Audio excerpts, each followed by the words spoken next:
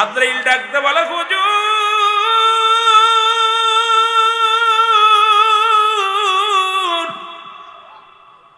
আমি পৃথিবীর মধ্যে সবার রূপ বাইর করার জন্য জমিনের মধ্যে আসি না, একমাত্র ইমানদারের জানটা বাইর করার জন্য আমি আসি। আমি এত বড় দানব, এই জমিনের মধ্যে থাকে আমার পা, আসমানে থাকে আমার মাথা। সারা পৃথিবীর পানি যদি আমার মাথায় ঢেলে দেয়া হয়, একটু পানি জমিনের মধ্যে গড়ায়া পড়বে না। আমি এত বড় দানব। আজরাইল রে, আগে বলো আমার রূহটা তুমি কেমনে বাইর করেছো? বলো হুজুর মায়ের বুকে দুধ খাইতে খাইতে সন্তান যেমনি ঘুমায়া যায়, এমনি আপনার রূহখানা বাইর করেছি, শুধু মাথার উপরে হাতখানা রেখেছি না, আপনাকে কোনো কষ্ট দিই নাই। ইদ্রিস আলাইহিস সালাম একটা চিৎকার মেরে বলে আজরাইল, আরে এই মৃত্যু যদি এত কঠিন যন্ত্রণা হয় রে, এই মৃত্যু যন্ত্রণা যদি এত কঠিন হয় রে আজরাইল, যাদের তুমি জোর করে ছিনিয়ে নাও, যারা মরণের সময় পায়খানা প্রস্রাব করে দেয়, যাদের জিহ্বা বড় হয়ে যায়, যাদের চোখ দুটি বড় বড় হয়ে যায়, তাদের মরণটা কত কঠিন হয়। জোরে জোরে বলো আল্লাহু আকবার। আর একটু জোরে জোরে চিল্লায় বলো আল্লাহু আকবার। এ আমি চলে যাব, আমায় তোমরা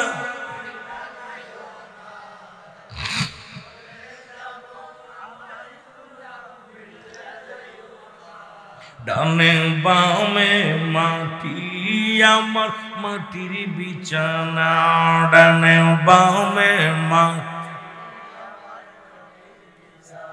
এই পৃথিবী চিরদিন থাকার জায়গা না, অন্ধকার কবর যে তোমার আসল ঠিকানা রে মানুষ, অন্ধকার কবর যে তোমার।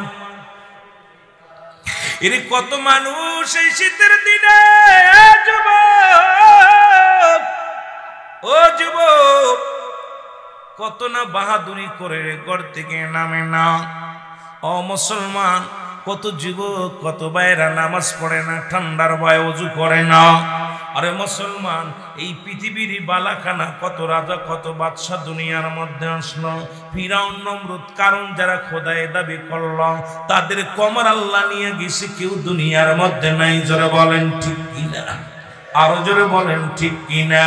এই জন্য আমি বলি, কার জন্য তুমি সুদ খাও, কার জন্য তুমি ঘুষ খাও, কার জন্য জিনা করো, কার জন্য ব্যভিচার করো, কার জন্য তুমি সম্পদের পাহাড় করো গো, কার জন্য তুমি দুনিয়া কামাইলা, তোমার জন্য তুমি নিজেই কিছু করলা না।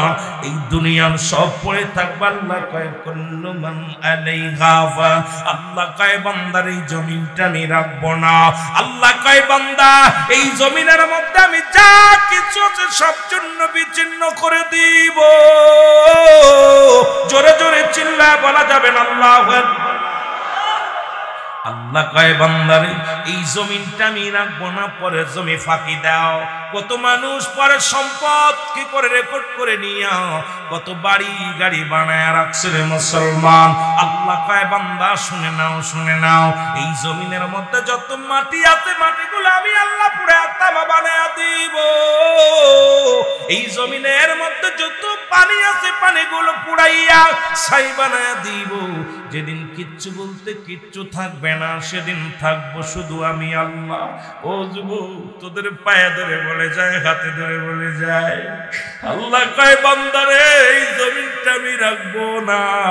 এই জমিনে 3 ভাগ পানি, 1 ভাগ হলো মাটি। এই মাটিগুলো পুড়ে হয়ে যাবে তামা। এই পানির যত আছে তৃষ্ণায় কাবু হয়ে গেলে মানুষ পিপাসায় ভিতরে, এই পিপাসা নিবারণের জন্য পানি পান করে করে আল্লাহ কয় পানিগুলো পুড়ে আমি ছাই বানায়া দিব। যেদিন কিচ্ছু বলতে কিচ্ছু থাকবে না, থাকবো শুধু আমি আল্লাহ, আর আমি থাকবো আমার নবীর ভালোবাসা নিয়ে।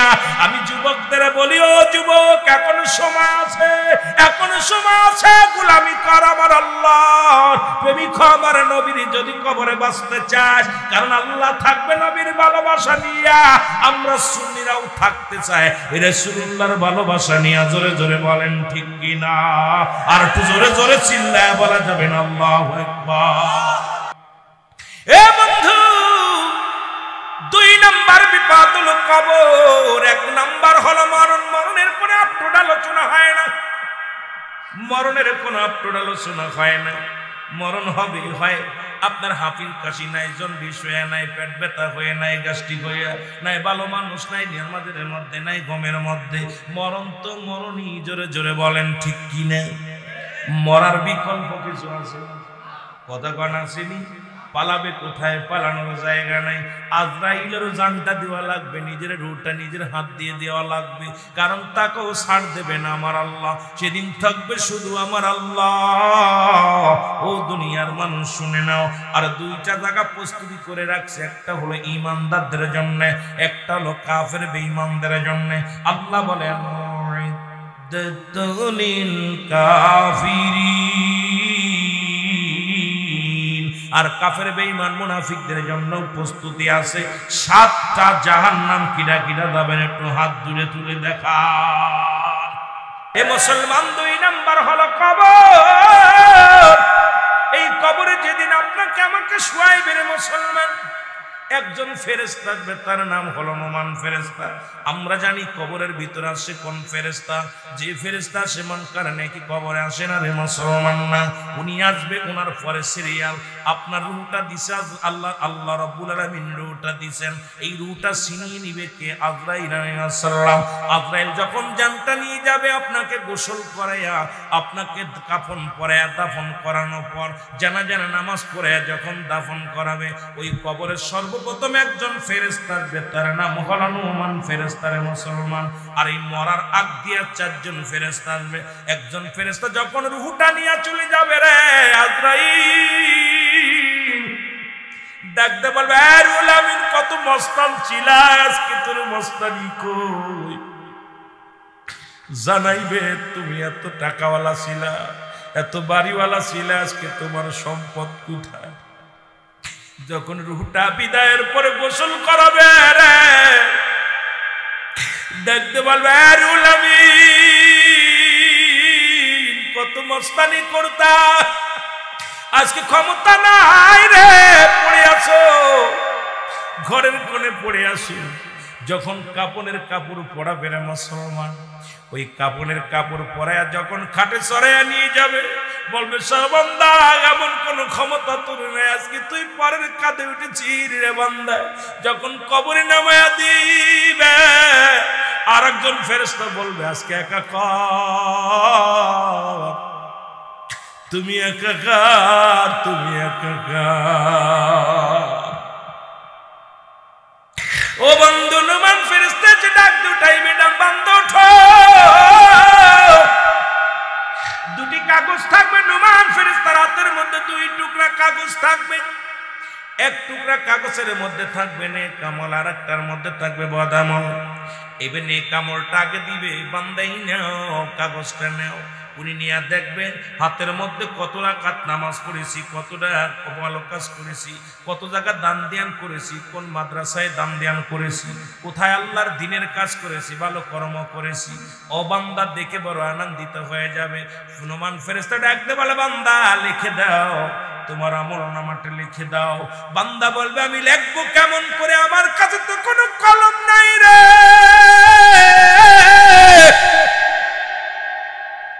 ফেরেশতা বলে, বান্দা, কলম তোমার ডান হাতের শাহাদাত আঙ্গুল মুবারক, জোরে বল আল্লাহু আকবার।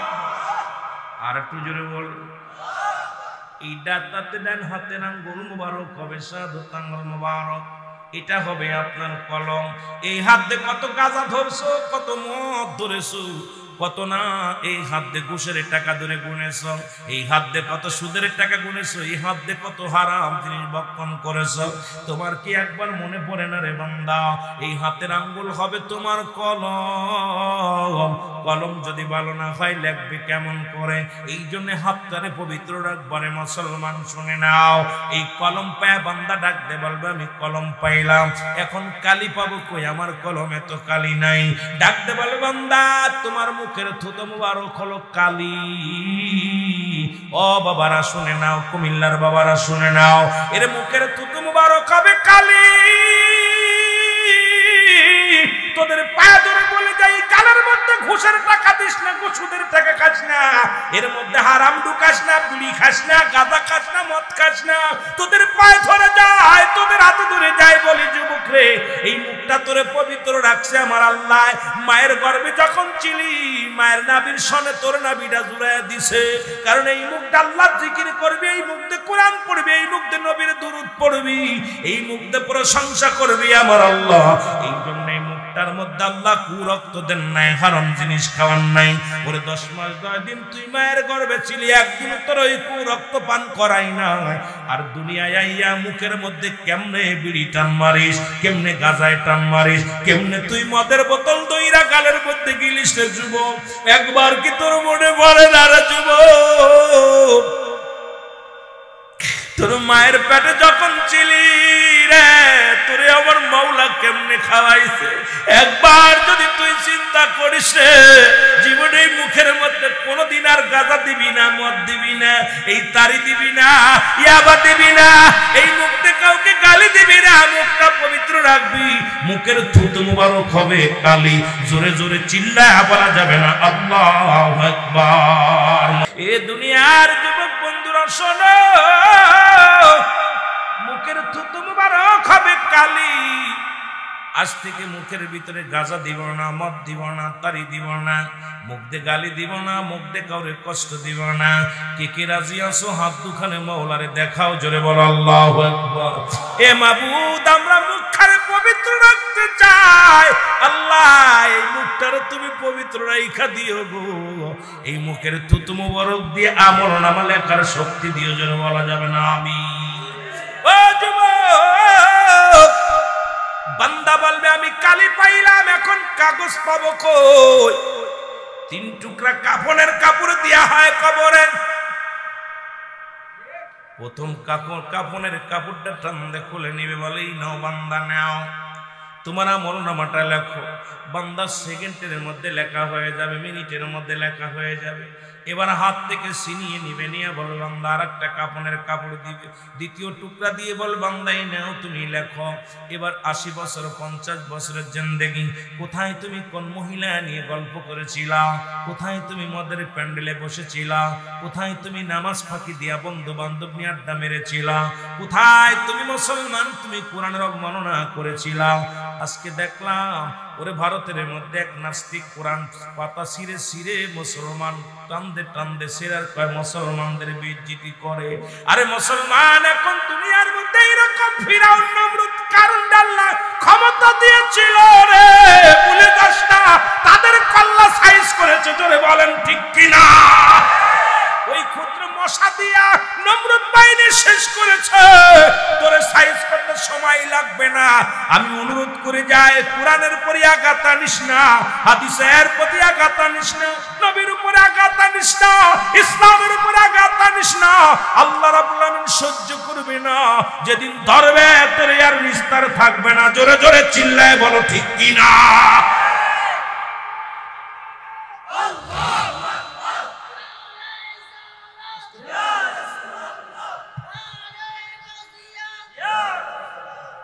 এ যুবক আমি তেলের কন্ডা লাগায় শোনো, বান্দা কোথায় অন্যায় করেছিল বলবে আমি অন্যায় করি নাই, আমি তো নামাজ ছাড়ি নাই, কোনোদিন কোনো বেগানা নারী নিয়ে ঘুরি নাই, আমি কোনোদিন অপরাধ করি নাই।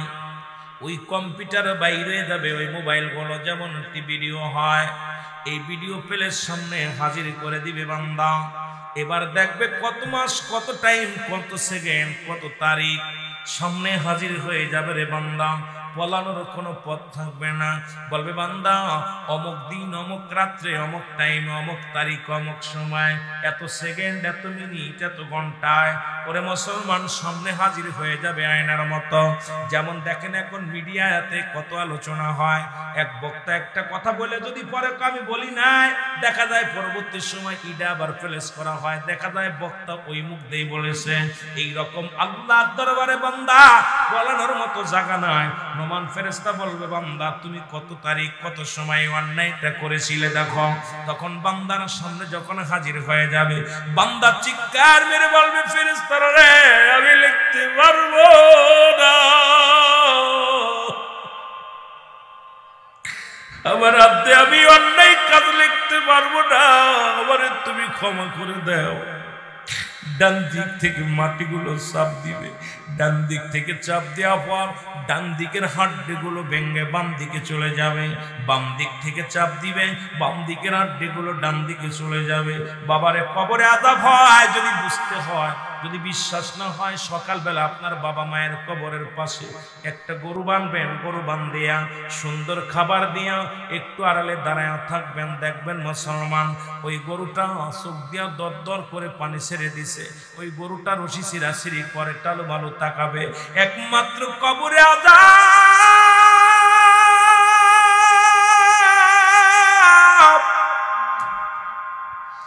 আল্লাহ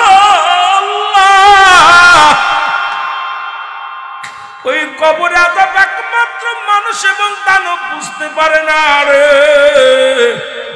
সমস্ত প্রাণী বুঝতে পারে কবরে আযাব। আর আমার ভাইরা আমার বন্ধুরা অনেক একটা গর্জন মারবে আর তুই আমল নামাগুলো লেখাবে, বান্দার লেখা শেষ না হওয়া পর্যন্ত কবর থেকে যাবে না। যখন লেখা হয়ে যাবে আপনার আমল নামাটা, অনেক বড় আলোচনা এটা নিয়ে পড়ে থাকলে ঘন্টা দুই আলোচনা করা লাগবে, আপনাদের লস হবে রে বাবা। এইবার ফেরেশতা বলবে আমি গুড বাই বিদায়।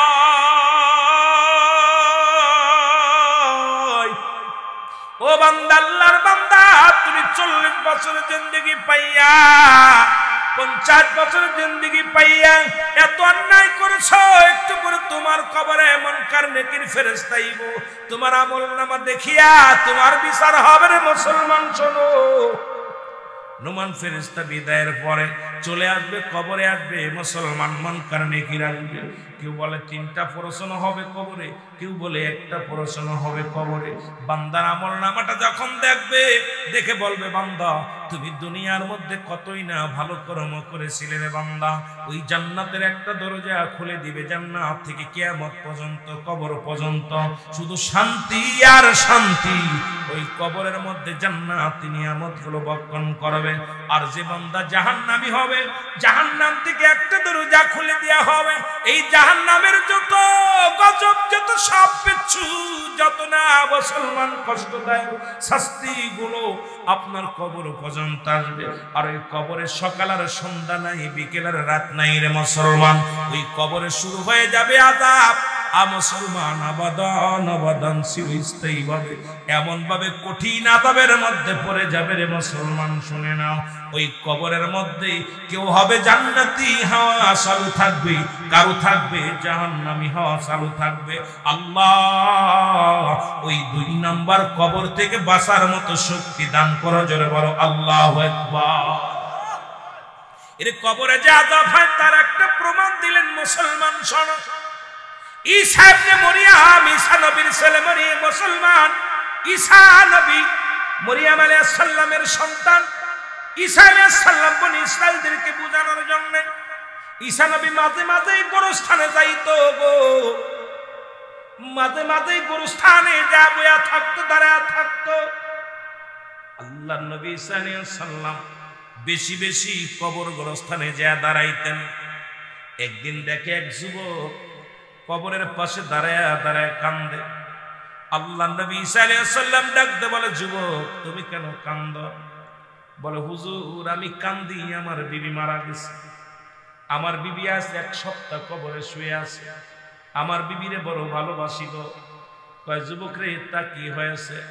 কয় হুজুর আমি ওই বিবির জন্য 1 সপ্তাহ ঘরে যাই না, বাড়িতে যাই না, খানা খাই না, এই গোরস্থানে বয়া বয়া কান্দি, আমার আল্লাহ যেন হয় আমারে নিয়ে যায়, না হয় আমার বিবিরে ফিরায় দেয়। এই দুইটার যে কোনো একটা করা লাগবে আমার আল্লাহ। হয় আমার বউডারে ফেরত দিতে হবে, না হয় আমারে নিয়ে যেতে হবে। জোরে জোরে চিল্লায় বলা যাবে না আল্লাহু আকবার।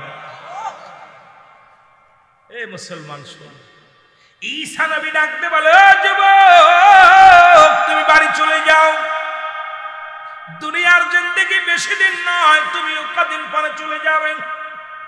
বেশি দিন নয়, আজ না হয় কাল, না হয় পরশু, একদিন চলে যেতে হবে।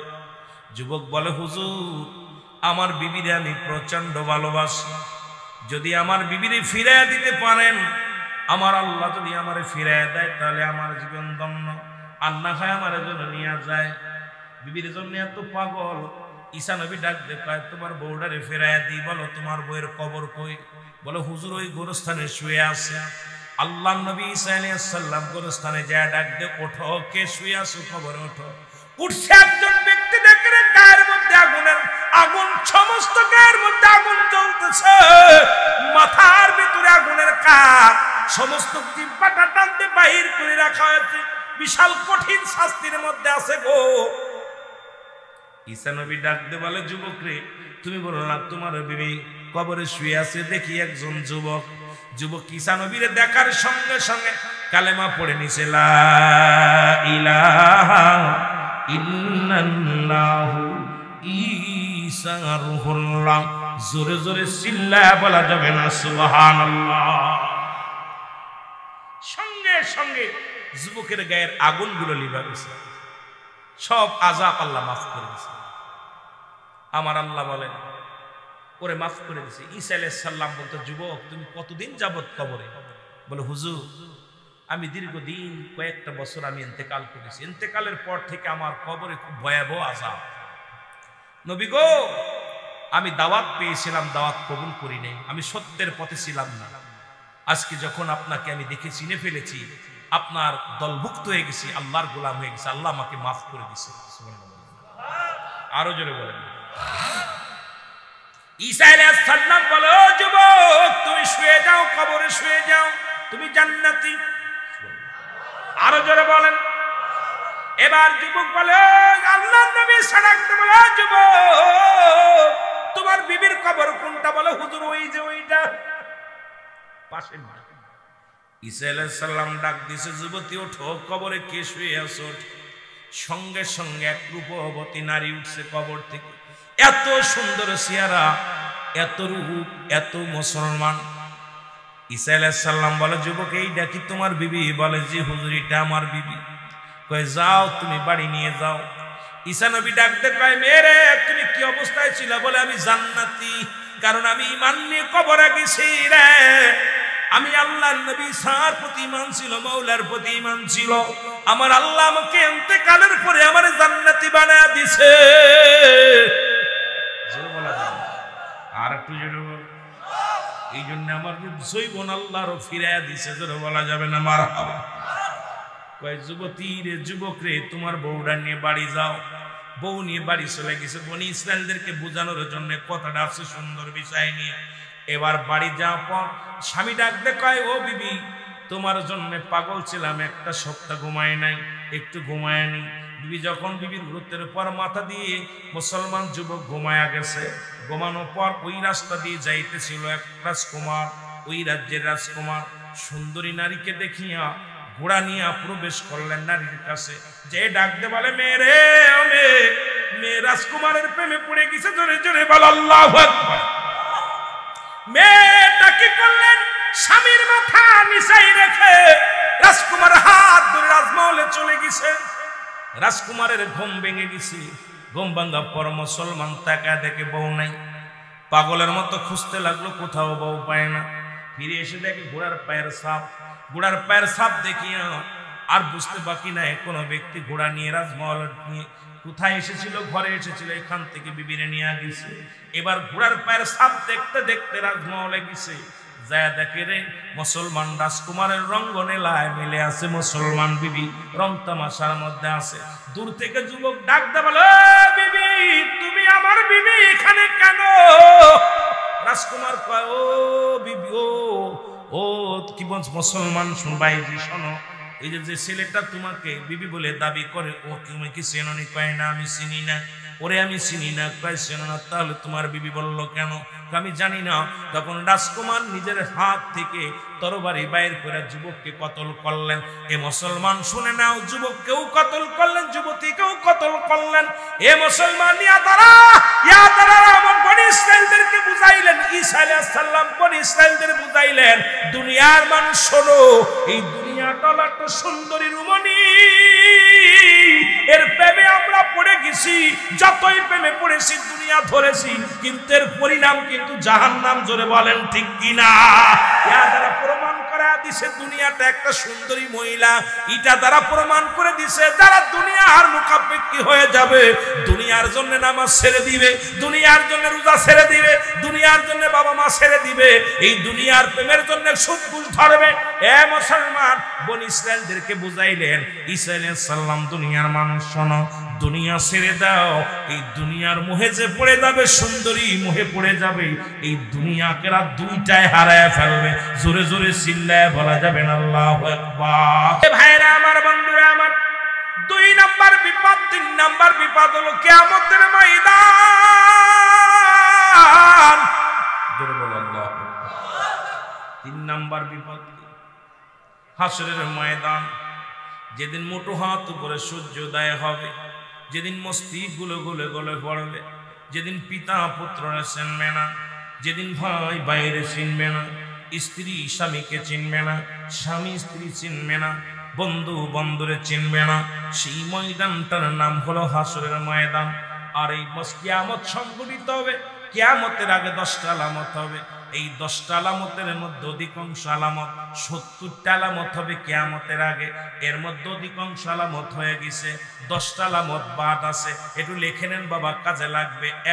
এক মিলাইতে যায় এই ওয়াজটা করতে যাওয়া করতে 100 কিতাব গবেষণা করা লাগছে আমাদের, কিন্তু আপনাদের তো এত লাগবে না। আমি সংক্ষিপ্ত আকারে বলে যাই রে মুসলমান, শুনে নাও।